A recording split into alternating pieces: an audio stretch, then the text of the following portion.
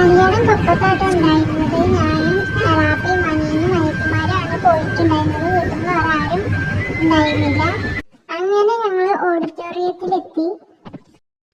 പിന്നെ നമുക്ക് welcome drink കുടിക്കാൻ ഞാൻ 2 ഗ്ലാസ് കുടിച്ചിട്ടുണ്ടായിരുന്നു ദാഹം കൊണ്ട്. പിന്നെ നമ്മൾ വെൽക്കം ഡ്രിങ്ക് ഒക്കെ കുടിച്ചിട്ട് നേരെ പോയിട്ട് ഫുഡ് കഴിക്കാൻ. ഫുഡ് മന്തിയാണ് ഉണ്ടായിരുന്നത്. ചിക്കനും ബീഫുമാണ് ഉണ്ടായിരുന്നത്.